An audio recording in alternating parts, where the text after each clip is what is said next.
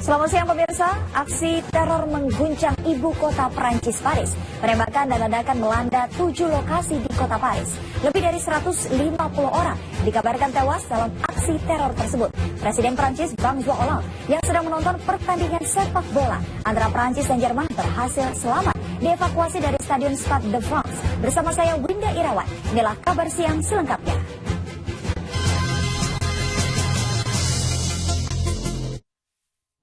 Pemirsa, lebih dari 150 orang tewas dalam peristiwa penembakan yang terjadi di beberapa titik di ibu kota Prancis, Paris. Salah satu lokasi yang terdampak parah dalam penyerangan kelompok bersenjata adalah gedung konser Bataclan.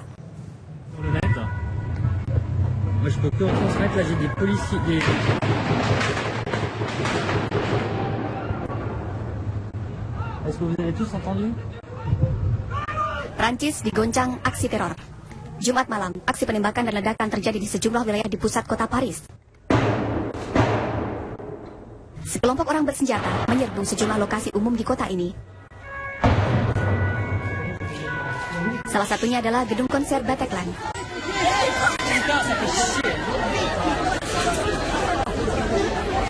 Saat penyerangan terjadi, di gedung tersebut tengah berlangsung konser grup hard rock asal California, Eagles of Death Metal. Menurut saksi mata, saat konser tengah berlangsung, 3 orang pemuda datang dan serta-merta menembakkan senjata api kepada para penonton konser.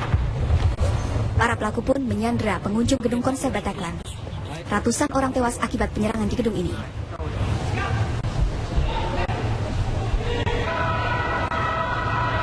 Kepolisian Prancis pun segera bertindak untuk membebaskan para sandera. Dalam aksi baku tembak dengan pelaku, polisi pun menembak ketiganya. Penembakan kelompok bersenjata juga terjadi di sekitar gedung teater Bataclan yang berada di Arrondissement 11. Para pelaku menyerang kafe-kafe yang berada di sekitar jalan ini.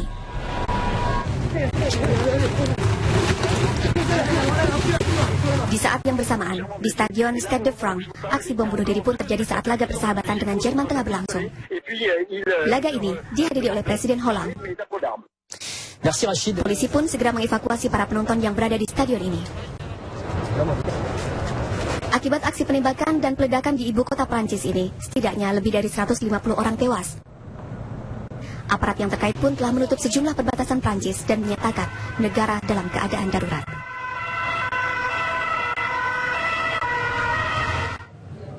Rangkaian penembakan dan ledakan mengguncang kota Paris, Prancis. Salah satunya terjadi di gedung konser Bataclan dan sempat diabadikan melalui kamera ponsel.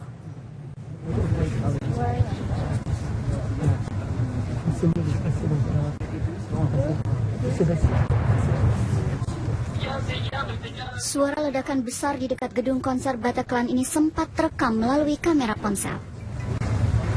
Ledakan tersebut merupakan satu di antara rangkaian serangan lainnya yang mengguncang kota Paris, Prancis.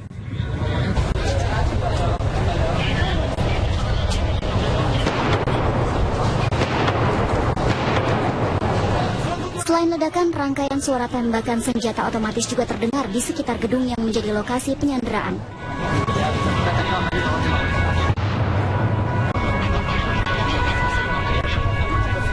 Penyerangan tersebut terjadi setelah Presiden Prancis François Hollande mengerahkan pasukan keamanan ke beberapa titik di penjuru kota Paris. Hingga kini, lebih dari 150 orang tewas, di mana 100 orang diantaranya korban yang berada di teater Bataclan.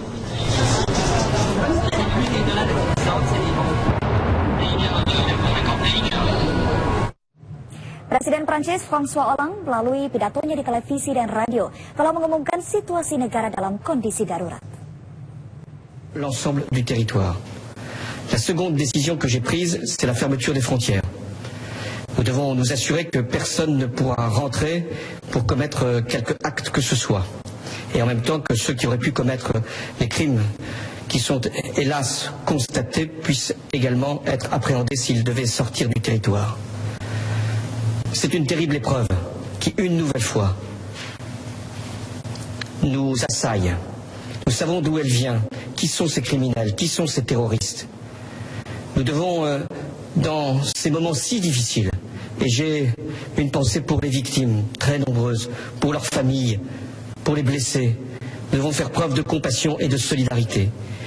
Mais nous devons également faire preuve d'unité et de sang-froid Face à la terreur, la France doit être forte, elle doit être grande et les autorités de l'État fermes.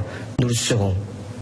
Nous devons aussi appeler chacun à la responsabilité.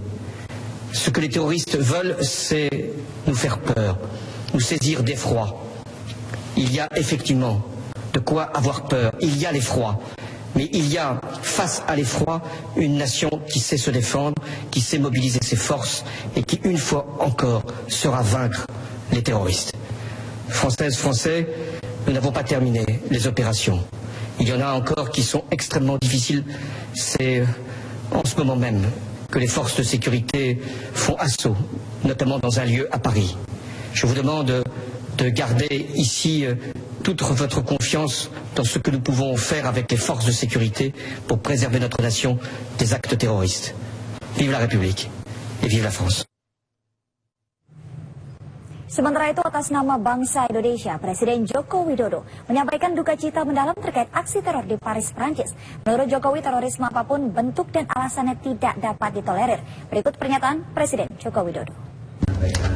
Ucapan bela sungkawa yang mendalam atas musibah yang menimpa rakyat Prancis. Pemerintah dan bangsa Indonesia mengutuk keras kekerasan dan kekejaman yang terjadi di Paris. Terorisme dengan alasan apapun tidak bisa kita toleransi.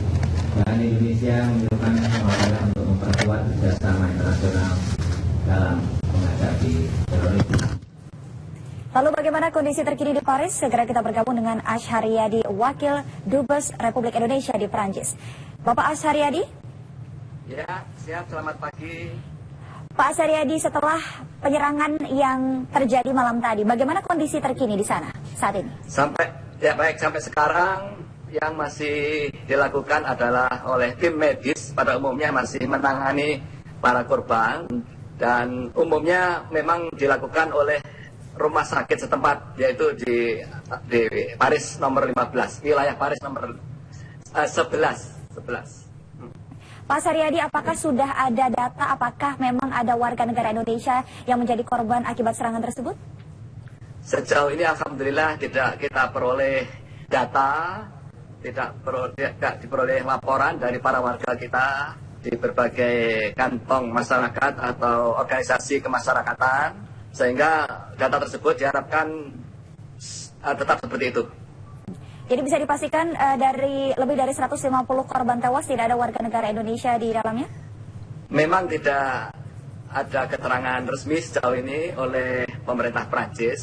Namun dari pengecekan para warga kita yang ada di Paris, di Prancis dan sekitarnya, tidak ada laporan tersebut. Sedikit saya tambahkan, memang ada 5 warga kita yang kita tampung di KBRI. Itu semata-mata karena kesulitan transportasi. Mereka tidak bisa pulang karena transportasi yang dibutuhkan dihentikan. Ya. Tadi Anda mengatakan bahwa memang transportasi saat ini sedang dihentikan pada saat serangan berlangsung. Bisa Anda ceritakan di mana Anda pada saat itu?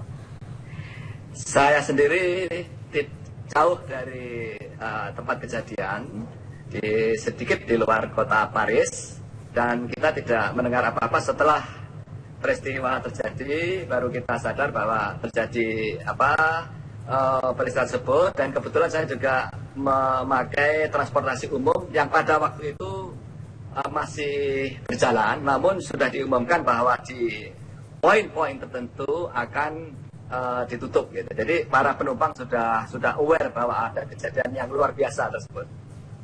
Pak Haryadi, apakah sudah ada informasi resmi mengenai apakah ada pihak yang telah mengaku bertanggung jawab atas serangan tersebut? Nampaknya belum ada, tapi dari pernyataan pemerintah Perancis, arahnya memang ke kelompok Islamic State gitu, disebut-sebut seperti itu di media massa. Baik, Pak Haryadi, ini melihat serangan di 7 titik di Paris, apakah kedepannya akan ada travel warning begitu bagi warga negara Indonesia untuk ke Paris? Kita tentunya menyerahkan ke pemerintah pusat di Jakarta mengenai hal tersebut. Namun dari porsi kami perwakilan RI di Paris ini sudah mengeluarkan imbauan tertulis dan sudah kita sebarkan untuk dipahami para warga negara Indonesia Namun yang kami pelajari transportasi baik udara, darat ataupun yang lainnya tidak terpengaruh dengan hal ini. Artinya penerbangan juga tetap normal, kereta api juga akan berjalan seperti biasanya. Baik, sebelum serangan ini berlangsung memang ada ancaman teror begitu ya di Gare de Lyon atau salah satu stasiun di Prancis begitu. Apakah sekarang aktivitas transportasi di Gare de Lyon sendiri sudah berjalan atau memang masih diberhentikan? Kami tidak mendengar di Gare de Lyon dihentikan atau tidak, bahwa ada ancaman.